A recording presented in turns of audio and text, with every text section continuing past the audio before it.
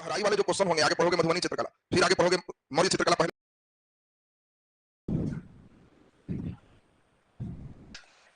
चलिए, हम लोग पिछले क्लास में पाल कला चल रहे थे। पाल कला को आज हम लोग कंप्लीट करेंगे, तो इसमें ध्यान से समझें।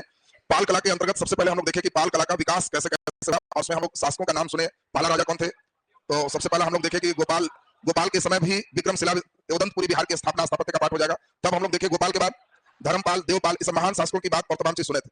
तब इंपॉर्टेंट हम लोग दूसरा नंबर देखें पाल कला का मूर्ति कला। मूर्ति कला में भी हम लोग देखें कि पाल कला में पहले से चले आ रहे थे पत्थर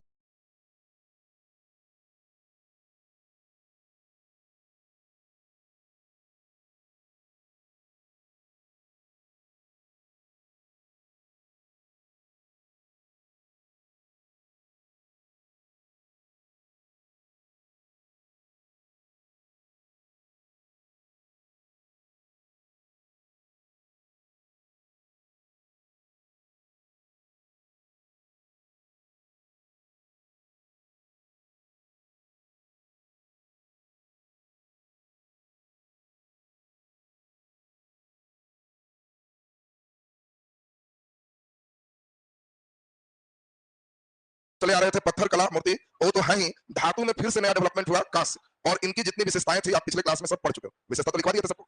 अब इसमें आज के क्लास में हम लोग पूरा पढ़ेंगे पाल चित्रकला के बारे में। अब देखो, गहराई वाले जो क्वेश्चन होंगे, आगे पढ़ोगे मधुबनी चित्रकला, फिर आगे पढ़ोगे मौर्य चित्रकला, पहले से पढ़ चुके हो। कहीं भी आपको कंपेरिजन करना, केवल चित्रकला पर क्वेश्चन किसी भी हिस्से को दे सकता है। तो पूरा पढ़ने के बाद थोड़ा विश्लेषण इस पर अच्छा से हो जाएगा। पहले आज तो केवल हम लोग इनको पढ़ते हैं, पाल चित्रकला। तो पहले हम लोग देखें, पाल चित्रकला के दो भाग मिले। एक का नाम है पांडु चित्रकला और दूसरा का नाम है भित्ति चित्रकला। और इन दोनों को हम लोग समझेंगे। देखो, पहली बार पाल शासकों के समय एक नया चीज आया जिसको हम लोग लघु चित्रकला शैली के नाम से जानते हैं। ये लघु चित्रकला शैली का मेन काम होता है सजावट के लिए। सजावटी चित्रकला, जैसे आपने पढ़ा पटना कलाम भी एक लघु चित्रकला शैली थी, लेकिन पटना कलाम तो बहुत बाद में आया। पटना कलाम आपको मालूम है कि 1760 में आया, और पाल कला जो आप पढ़ रहे हो 750 से लेकर 1150 इसी बीच में, और 8वीं शताब्दी के मध्य से 12वीं शताब्दी के मध्य तक। पटना कलाम आप समझ रहे हो कि 1760 का मतलब 18वीं शताब्दी के उत्तरार्ध में डेवलप। तो इससे काफी बाद 500-600 वर्षों के बाद उसका डेवलपमेंट हुआ है। तो सबसे पहले लघु चित्रकला में आप कह सकते हो कि ये पाल कला का चित्रकला है। इसमें देखिए, दो तीन महत्वपूर्ण बात आपको सीखना है। जैसे आपको समझना है, पाल कला के पहले गुप्त काल चला है, जो कि गुप्तोत्तर में ही पाल का डेवलपमेंट। अब इसमें गुप्त काल में चित्रकला बहुत अच्छा चरमोत्कर्ष पर पहुंचा। इस समय चित्रकला में गुप्त काल में ही आपको समझना है, अजंता की गुफा, एलोरा की गुफा, बाघ की गुफा, ये सभी गुफाओं के चित्रकला अधिकांश गुफाओं में गुप्त काल में ही पूरे किए गए। इसका मतलब है कि गुप्त काल में जो चित्रकला था, उसके बाद अगर हमारा पाल कला का चित्रकला आ रहा है, तो क्या इनका प्रभाव होगा कि नहीं? प्रभाव होगा। और इसीलिए आपको बात समझाए कि आपको समझना है कि पाल चित्रकला में गुप्तकालीन अजंता, एलोरा और बाघ चित्रकला का प्रभाव दृष्टिगत होता है। कौन सा प्रभाव है भाई? तो गुप्त चित्रकला में रेखा चित्रकला, लाइनिंग की जो चित्रकला है, वो सबसे इंपॉर्टेंट थी। उसमें रेखा के माध्यम से ही पता चलता था कि भाई देवता है, सामान्य मानव है। देखो, इस समय कितना टेक्नोलॉजी हाई थी। सिर्फ सिर के पीछे 3-4 चक्र मार दिए तो लगा कि ना भगवान। तुमने देखा होगा मूर्ति में पूजा में कि मुंडी के पीछे 4 ऐसे गोल मार दिया तो उनको कस के प्रणाम करते हैं। ये रेखा हटा दिया तो लगा कि साधारण नहीं, देवता नहीं। ये जो धारदार रेखाएं देख रहे हो, ये गुप्त काल की रेखाएं, और यही सेम विशेषता जो देखोगे वो कहां पे आएगा? पाल चित्रकला में आएगा। तो सबसे पहले हम लोगों को ये समझना था, पिछले क्लास में समझाए थे कि कला शब्द जब हम बोले तो आपको समझना है कि इसके अंतर्गत मूर्ति कला भी पढ़ेंगे, इसके अंतर्गत चित्रकला भी पढ़ेंगे, इसके अंतर्गत स्थापत्य कला भी पढ़ेंगे। अगर क्वेश्चन ने केवल चित्रकला दिया तो केवल चित्र सोचेंगे। चित्रकला और मूर्ति कला में क्या अंतर है, जल्दी बताओ। मूर्ति कला और चित्रकला में क्या अंतर समझ? हाँ, पत्थर को या धातु को तराश कर मूर्ति बनाएंगे तो मूर्ति कला, और पत्थर पर पेंट से बना देंगे तो चित्रकला। ये तो दोनों बात समझ में आ रही है सब। तो अभी हम आपको कुछ चित्र दिखाएंगे, उन चित्रों को देखकर इसकी विशेषताओं को आप खुद समझेंगे। तो पहले अभी हम लोग हेडिंग दे दें आज का क्लास, और आज के क्लास को समझते हुए, को बढ़िया से लिखते हुए चलेंगे। तो नीचे हेडिंग दे दीजिए, पाल चित्रकला। पाल चित्रकला,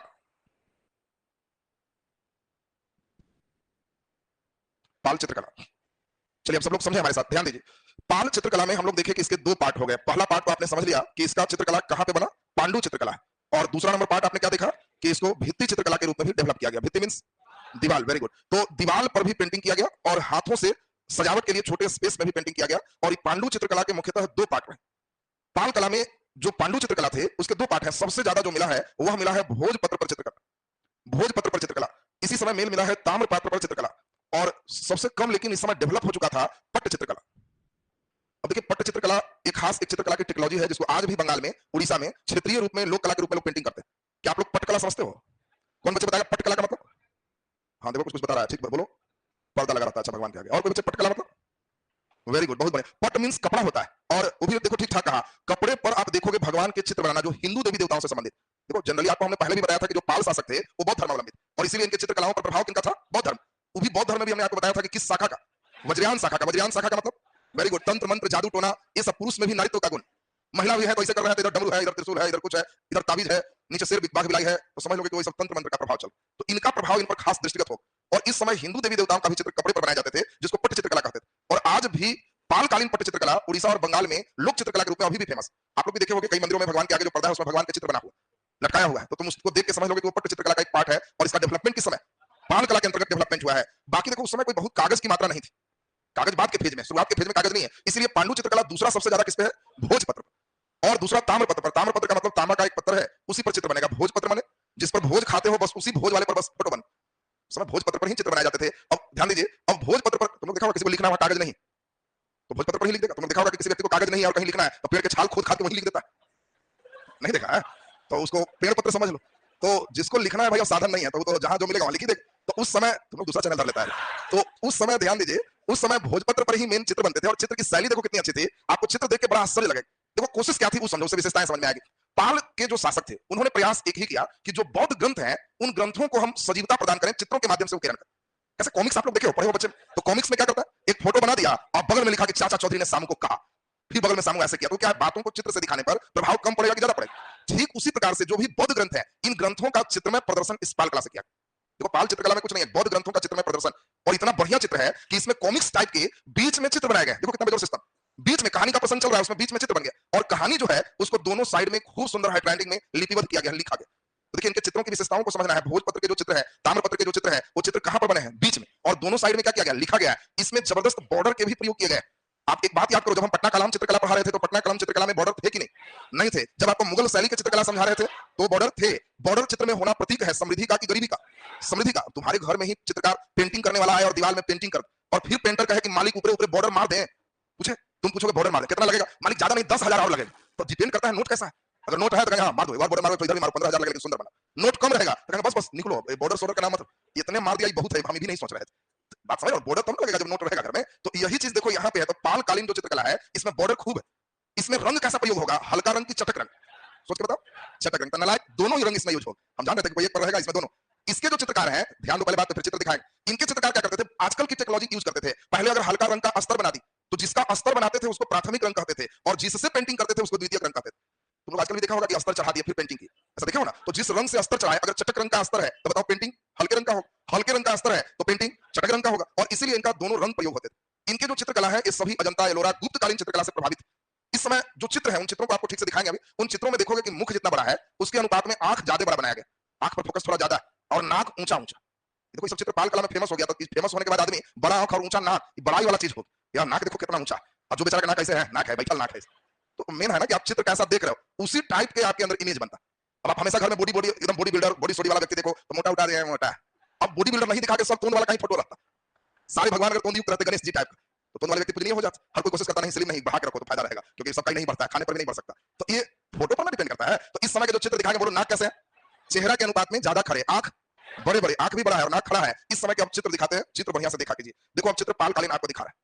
अब इस चित्र को आप ठीक नाक की तरह गायब है थोड़ा सा, चलो अभी कई चित्र है, पहले देखो इसको, पहले देखो इसमें तकनीक क्या है। मेन हम आपको चित्र क्यों दिखा रहे हैं, कलम परीक्षा में इसी पर चलेगा। जो लड़का को आएगा पालकालीन चित्रकला तो सीन याद आएगा, एकदम याद आ गया। अब तुमको इसी पर जितनी बात कहेंगे परमानेंट याद, खाली लिखने से कुछ याद नहीं होगा। अब ठीक से आप देखें तो चित्र को बीच में बनाया गया, दोनों साइड लिखा गया, यानी ग्रंथों को जीवंत रूप देने का प्रयास किया गया इन चित्रों में। दूसरा ठीक से देखो बॉर्डर है कि नहीं, भरपूर बॉर्डर है। यहाँ बॉर्डर दिया गया, लास्ट में भी बॉर्डर दिया गया, इधर वाला कट गया, लास्ट में शुरू में सब बॉर्डर है, एक्स्ट्रा खर्च है जो पट्टा कला में आगे नहीं था। इसमें बॉर्डर का भी खूब प्रयोग है। रंग हल्का की चटक, दोनों आप देख रहे हो, नीचे बैकग्राउंड एकदम डीप लिया गया तो कलर पीला हल्का मार दिया, देखो कैसा किया गया। तो दोनों ही कलर का इसमें प्रयोग किया गया। बुद्ध भगवान को जो तुम देख रहे हो क्या गया है, इनको टेढ़ा मेढ़ा हो गया, ठीक से देखो, ऐसे से ऐसे हो गया।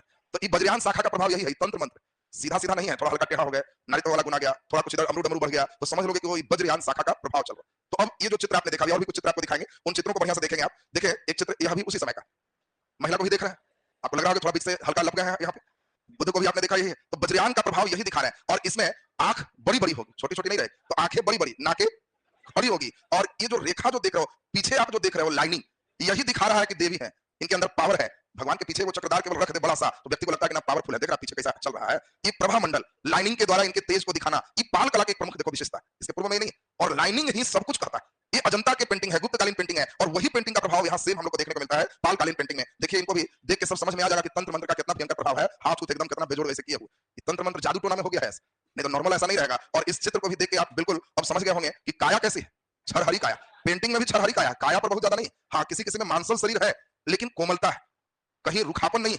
और ये चीजों को जो आपको दिखाया, जैसे इसमें देखो बैकग्राउंड कैसा है, उजला, तो यहाँ उजला एक प्राथमिक रंग, और बनाया गया है कैसा, नीला, तो नीला एक द्वितीयक रंग, और प्राथमिक द्वितीयक के मिश्रण से बॉर्डर को बना करके बीच में चित्र बनाना, दोनों तरफ लिखना, यह मेन इस समय की सबसे बड़ी विशेषता है। तो अब बताओ, इन चित्रों को देखने पर कुछ आइडिया तो आपको लग गए होंगे। अब इन्हीं चीजों को हम लिपिबद्ध करवाएंगे तो आपके पूरे बेस क्लियर हो जाएंगे। पहले थोड़ा सा आपको यहाँ पे हल्का लिखा है आइडिया, और तब हम लोग फिर समझते हुए लिखेंगे। क्लास में ही सब बात याद हो जानी चाहिए, परीक्षा में बस एक बार पढ़ के घर जाओ, कलम भरपूर चलेगी, पाल आ गया, जबरदस्त चलेगा कलम। तो पाल चित्रकला, डैश तक लिख दीजिए, डैश तक लिखें।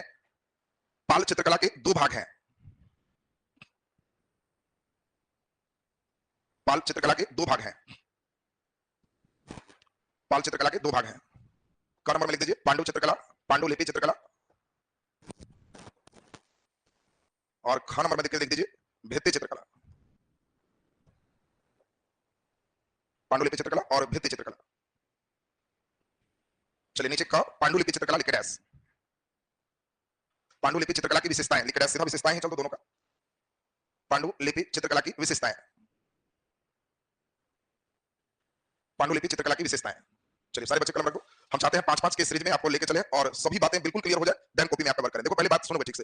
पहला नंबर तो आपको हमने समझाया कि जो पांडुलिपि चित्रकला है वो किस चीज पर बनाए जाते थे। वेरी गुड, बहुत बढ़िया। तो यह भोजपत्र पर बनाए जाते थे और ताम्रपत्र पर बनाए जाते थे, और हाँ, पट्ट चित्रकला भी इस समय विकसित हो चुका है। यानी इसमें पट्ट चित्रकला मतलब कपड़ा पर, भोजपत्र पर और ताम्रपत्र पर ये मुख्य रूप से बनाए जाते थे। दूसरी नंबर बात हम लोगों ने सीखा कि यह बृहत शैली की चित्रकला है कि लघु। तो ये 8वीं शताब्दी से 12वीं शताब्दी के बीच में एक नई चित्रकला विकसित हुई जिसको हम लोग लघु चित्रकला शैली कहते हैं। और ये लघु चित्रकला शैली मुख्य रूप से मेन उद्देश्य इसका क्या था, सजावटी। ये सजावट के कार्य के लिए मेन इसका बनाने का पर्पस था। इसको मुख्य बनाने का उद्देश्य ही था कि छोटा बनाए और सजावट में कहीं लटका। तो इसीलिए यह चित्रकला एक सजावटी है और लघु चित्रकला जो है उसकी शैली है। अगला नंबर बहुत इंपॉर्टेंट, बताओ इसकी विषय वस्तु क्या है। विषय वस्तु क्या है, तो इसके विषय वस्तु बौद्ध धर्म से ही मुख्यतः संबंधित रहा है। केवल पट्ट चित्रकला में हिंदू देवी देवताओं के भी चित्र इसमें बनाए गए, नहीं तो प्रायः इनके जो विषय वस्तु है बौद्ध धर्म के देवी देवता से संबंधित रहे हैं। और इसी में आप लिख दोगे कि बौद्ध धर्म के कौन सा शाखा, तो बौद्ध धर्म के महायान शाखा का चित्र बनाया गया है, जिस पर वज्रयान शाखा का प्रभाव। दोनों बात क्लियर हुआ सबका। महायान में माना गया कि बुद्ध एक भगवान, और वज्रयान में माना गया कि उनके मंत्र से आप तंत्र मंत्र कर सकते हो। तो ये महायान शाखा का चित्र है, लेकिन उन चित्रों पर प्रभाव किसका है, वज्रयान का, तंत्र मंत्र जादू टोना का प्रभाव स्पष्ट दृष्टिगत होता है। बोलो विषय वस्तु भी क्लियर है सबका। अगला नंबर हम लोग ये बताओ कि इसमें मुखमंडल कैसा है, तो हल्का लंबा। इसमें नाक कैसा है, खड़ा। आंख कैसा है, बड़ा। आंख कैसा है, बड़ा बड़ा। तो ये आपका अगला नंबर हम लोग चलते हैं, एक विशेषता और 5 आपका इधर हो जाएगा। तो इसमें रंग को नेक्स्ट में चल देंगे। एक विशेषता और हम लोग चले कि इसमें बॉर्डर का प्रयोग है कि नहीं, जल्दी बोलिए। बॉर्डर का प्रयोग किया गया, तो इसमें बॉर्डर का प्रयोग किया गया है। तो ये बताओ 5 अभी लिखाएंगे तो क्या 5 क्लियर नहीं है, फिर 5 सोचे 10 यार इतना सोचने है ना कि तुम लोग को देगा तो ये नहीं सोचना कि लिखेंगे छाटेंगे क्या बैठ के ही सोचना, क्योंकि क्वेश्चन में आपको जो है इतने सीक्वेंस रहेंगे तो उसमें कई जगह मिला रहेगा, उसमें 250 शब्द लिखना। तुम्हारे अंदर तो पावर होगा कि केवल इतना कर देगा कि भाई दे दिया पालकालीन पांडुलिपि चित्रकला पर प्रकाश डाले 250 शब्द, तो खाली पांडुलिपि होगा, भित्ति छूटा रह जाएगा बस। इसलिए उसमें कहीं कोई दिक्कत ना रहे। तो पहले ये बताओ 5 क्लियर हो गया सबका, इसको लिख दीजिए, फिर 5 पॉइंट और सोचते हैं। हाँ हाँ, उसी को इसमें ध्यान दीजिए। इसमें छाल अलग है, भोजपत्र पर भी बनाते थे, इसमें चमड़े पर भी बनाते थे, चमक जो है पत्र उस पर भी बनाते थे, चमड़ा छाल जो है वो अलग है। हाँ हाँ, बेटला पौधा ही है, उसी से भोजपत्र प्राप्त होता है। नीचे लिख दीजिए डैश देकर के, लिखिए इसे इसे भोजपत्र, भोजपत्र और ताम्रपत्र पर मुख्य रूप से बनाए गए, और ताम्रपत्र पर मुख्य रूप से बनाए गए बनाए गए। इस समय पट्ट चित्रकला का भी विकास हुआ, पट्ट चित्रकला का भी विकास हुआ, पट्ट चित्रकला का भी विकास हुआ, जिसमें कपड़े पर भी चित्रकारी की गई, जिसमें कपड़े पर भी चित्रकारी की गई, कपड़े पर भी चित्रकारी की गई। नीचे डैश तक लिख दीजिए। पालकालीन, पालकालीन पांडुलिपि चित्रकला, पालकालीन पांडुलिपि चित्रकला लघु चित्रकला शैली था, लघु चित्रकला शैली था जो सजावटी प्रकृति के थे, सजावटी प्रकृति के थे। नीचे डैश देखिए। इस चित्रकला के विषय वस्तु, इस चित्रकला के विषय वस्तु, इस चित्रकला के विषय वस्तु बौद्ध धर्म से संबंधित थे,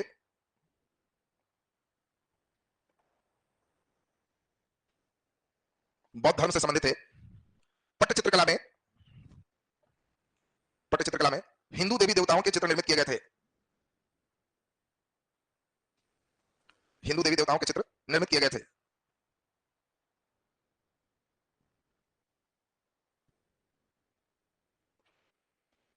नीचे डैश तक लिख दीजिए, डैश तक चित्र, चित्र महायान बौद्ध शाखा से संबंधित था। महायान बौद्ध शाखा से संबंधित था जिस पर वज्रयान शाखा के स्पष्ट प्रभाव थे। जिस पर वज्रयान शाखा के स्पष्ट प्रभाव थे।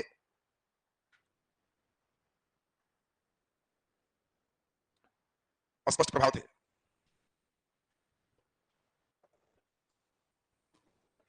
नीचे डैश लिख दीजिए। डैश लिखे। चेहरा कर दो। चेहरा लंबा, नाक खड़ी, आंख बड़े बड़े,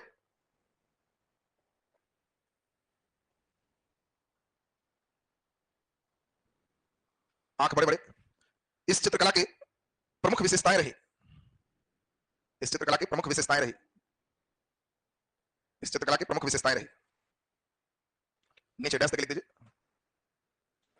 बॉर्डर का प्रयोग इस चित्रकला में किया गया। बॉर्डर का प्रयोग इस चित्रकला में किया गया। बॉर्डर का प्रयोग इस चित्रकला में किया गया।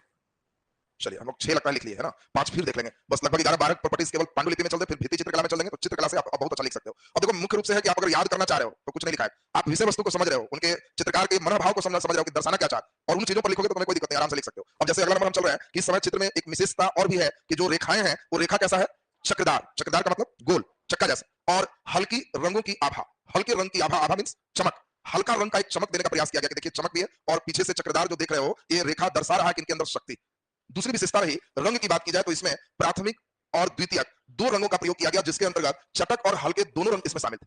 इसमें नीला कलर, सफेद कलर, लाल कलर, इसमें हरा कलर, ये सभी रंगों का प्रयोग, इसमें ध्यान दें गुलाबी रंग, इन सभी रंगों का मुख्य रूप से इसमें प्रयोग किया।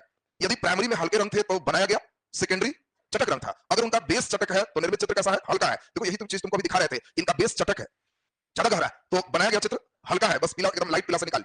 अगर हम इसी तरीके से कहें कि इनका बेस कैसा है, हल्का, तो उपयोग कैसा है, चटक, दोनों के कॉम्बिनेशन का उनका चित्र होता था। तो ये कॉम्बिनेशन तुमको खास देना है कि इनका बैकग्राउंड जो है वो बना करके तब चित्र बनाए जाते थे। अगला बहुत इंपॉर्टेंट है कि पालकालीन जो चित्रकला है वो गुप्तकालीन चित्रकला से प्रभावित है। इस पर अजंता गुफा का, एलोरा गुफा का, बाघ गुफा का जो चित्रकला है उसका स्पष्ट प्रभाव यहां दृष्टिगत होता है।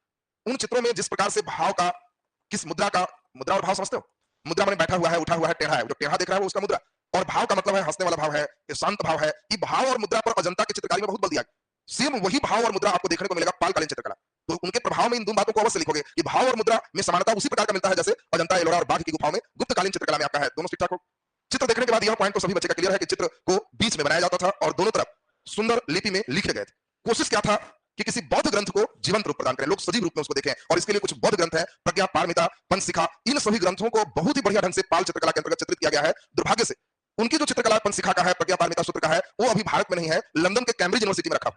अब लंदन के कैम्ब्रिज, अंग्रेज कब्जा किया तो जो अच्छा लगा लेके चला गया, अपने बच्चों को पढ़वाया कि देखो इंडिया का है। और हम लोग के वहां से फोटो उसके अखबार में छपा, तब मालूम चला कि पाल कला का इतना सुंदर पेंटिंग था कि लंदन ले जाके कैम्ब्रिज यूनिवर्सिटी में रखे। तो ये आप कैम्ब्रिज यूनिवर्सिटी में है, ये ग्रंथों का नाम भी आप दे दो तो बहुत अच्छे पॉइंट्स हो जाएंगे। तो ये बताओ 5-6 पॉइंट्स फिर है, क्लियर है सबका? नोट कर दिया जाए इन पॉइंट्स को, लिख दीजिए। चक्रदार रेखा का प्रयोग, चक्रदार रेखा का प्रयोग और हल्के रंग की आभा, और हल्के रंग की आभा, आभा मींस चमक, हल्के रंग की आभा इस चित्रकला की प्रमुख विशेषताओं में से एक है। प्रमुख विशेषताओं में से एक है। विशेषताओं में से एक है। नीचे डैश लिख दें। पालकालीन भित्ति चित्रकला, पालकालीन भित्ति चित्रकला में हल्के रंग और चटक रंग, में हल्के रंग और चटक रंग दोनों के प्रयोग किए गए हैं। हल्के रंग और चटक रंग दोनों के प्रयोग किए गए हैं।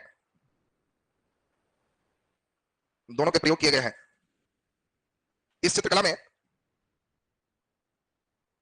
में मुख्यतः लाल, हरा, नीला, गुलाबी, लाल, हरा, नीला, गुलाबी, उजला, उजला और काला रंग का प्रयोग किया गया है। लाल, हरा, नीला, गुलाबी, उजला, काला रंग का प्रयोग किया गया है। प्राथमिक रंगों का स्तर, प्राथमिक रंगों का स्तर में और द्वितीयक रंगों का, प्राथमिक रंगों का स्तर में और द्वितीयक रंगों का चित्र निर्माण में प्रयोग किया गया है। प्राथमिक रंगों का स्तर में और द्वितीयक रंगों का चित्र निर्माण में प्रयोग किया गया है। प्रयोग किया गया है। बोलो प्राइमरी कलर चटक है तो द्वितीयक हल्का है, प्राइमरी हल्का है तो द्वितीयक चटक है। चलिए नीचे नेक्स्ट डैश तक लिख दीजिए, डैश तक लिखें। चित्रों के भाव और मुद्रा,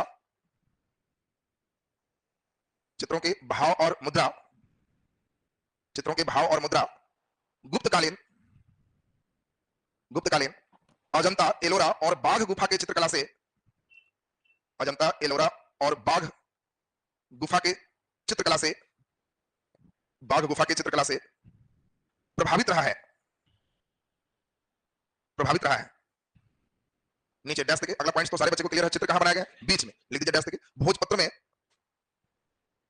भोजपत्र में चित्र को बीच में निर्मित किया गया है, भोजपत्र में चित्र को बीच में निर्मित किया गया है, बीच में निर्मित किया गया है। और जल्दी बोलो, दाएं साइड में बनाया है कि बाएं? लिखे किधर?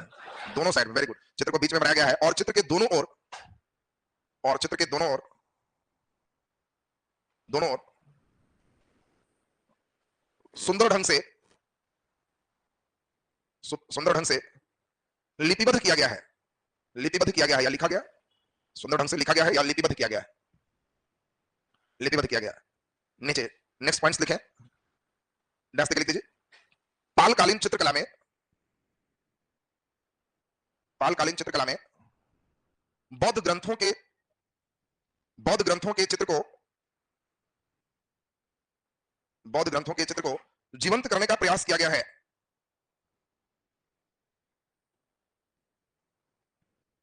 जीवंत करने का प्रयास किया गया है, जीवंत करने का प्रयास किया गया है। इसके अंतर्गत विभिन्न बौद्ध ग्रंथ, इसके अंतर्गत विभिन्न बौद्ध ग्रंथ यथा, विभिन्न बौद्ध ग्रंथ यथा, यथा मींस जैसे, हर बार जैसे जैसे मत करना, 4-5 शब्द सीखो उसमें बदलते रहना। यथा प्रज्ञा पारमिता, यथा प्रज्ञा पारमिता, पंचशिखा, पंचशिखा, प्रज्ञा पारमिता, पंचशिखा आदि को चित्रित किया गया है, आदि को चित्रित किया गया है, जो वर्तमान समय में, जो वर्तमान समय में लंदन के कैम्ब्रिज विश्वविद्यालय में, लंदन के कैम्ब्रिज विश्वविद्यालय में, कैम्ब्रिज विश्वविद्यालय में रखा गया है या सुरक्षित है? कैम्ब्रिज विश्वविद्यालय में रखा हुआ है या सुरक्षित है? रखा हुआ है या सुरक्षित है? अब देखो, ये तो हमने पूरी विशेषता लिखी। जब हम क्वेश्चन आंसर में चलेंगे तो जानते हो क्या करना है? जब हम पांडुलिपि चित्रकला पाल कला का चल रहा है तो स्टार्टिंग पॉइंट्स क्या होगा? आपको कहना है कि विश्व के सभी अच्छे पांडुलिपि चित्रकला में से एक पालकालीन पांडुलिपि चित्रकला है। एक कर देना, वर्ल्ड में अगर अच्छा अगर पांडुलिपि चित्रकला आप सोच रहे हो तो पाल वाला भी एक है। अब तब फिर सब शुरू करें, जैसी जरूरत होगी उतना पॉइंट्स निकालेंगे, बाकी छोड़ देंगे। तो स्टॉक में भंडार रूम है, भंडार रूम में भरा हुआ सब, लेकिन जरूरत जितना रहेगा हम लोग उतना निकालेंगे। जरूरी नहीं कितना निकालिए छोड़, अब जरूरत जितना है बस उतना निकलेगा। क्वेश्चन पर डिपेंड करेगा कितना निकालना है। तो ये अब बताओ सारे बच्चे, पांडुलिपि चित्रकला में कोई दिक्कत तो नहीं है? अब ख में बोलो क्या चलेगा? भित्ति चित्रकला। तो नीचे ख में लिख दीजिए भित्ति चित्रकला, अभी पेंटिंग का ही दोनों हो जाएगा। तब हम लोग भित्ति चित्रकला के बाद तब क्या चलेंगे? स्थापत्य कला, फिर सीमाएं। भित्ति चित्रकला, भित्ति चित्रकला, चलो सुन लो, भित्ति चित्रकला और फिर स्थापत्य कला और सीमाएं, ये तीनों ही कल हो जाएगा। कल पाल कला खत्म हो जाएगा। तो कल चूंकि आपका स्थापत्य को जो देख रहे हो उसमें छोटा सा पार्ट है, तो कल तीनों होके खत्म। और तब 2 क्लास आपका लेंगे जिसमें आपका चलेगा पाल कला से प्रश्न कैसे रह सकता है, क्वेश्चन आंसर राइटिंग चलेंगे। तब चलेंगे मधुबनी चित्रकला, और मधुबनी चित्रकला के बाद थोड़ा क्षेत्रीय चित्रकला। हम चाह रहे हैं होली पूर्व आपका कला सेक्टर खत्म, एक क्वेश्चन निश्चिंत हो जाए। सबसे स्लो में हम ही हैं, लेकिन परीक्षा हॉल में लगेगा कि सबसे बढ़िया कलम भी चलेगा। हिस्ट्री में आपको कलम भी सबसे बढ़िया चलना, कारण आपका इधर आराम के स्पीड में होना, तो वहां आपको रिलैक्स भी लगेगा। और ध्यान दीजिए, इसमें सुन ले, अब होली बाद डिजाइन ही हमने क्लास का इस तरह से किया है कि होली बाद जस्ट आपके नए दिल्ली से इकोनॉमी टीचर और ज्योग्राफी टीचर, ये 2 जस्ट आ जाएंगे आपके, और ये दोनों ही जस्ट डिजाइन किया गया। अब कोई लटपट हम चाह ही नहीं रहा है, एकदम किसी तरह का कुछ नहीं, जो भी है एकदम। हाँ, आपको केवल एक चीज करना है, समय देना हो, जैसे पॉलिटी में आपने दिया। हाँ जाना है, ये कब बोलो जाना है? हाँ, खाना वाना लेके एकदम आइए, हमको दे दीजिएगा, पैसा हम ला देंगे।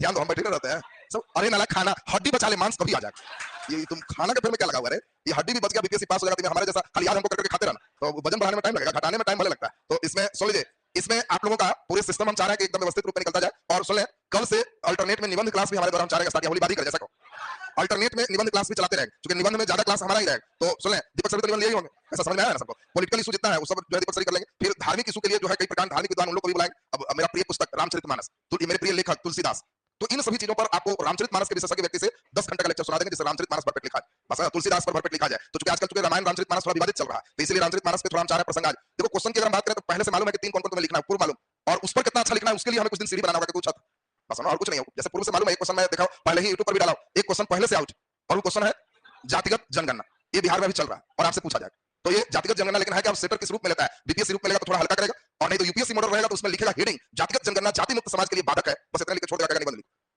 तो मूड फ्रेश करेगा। वन लाइनर निबंध नहीं आएगा तुम लोग, वन एक शब्द वाला नहीं, विज्ञान वरदान और हिसाब, ये निबंध आना है, ये खाली ठगे वाला बात हो।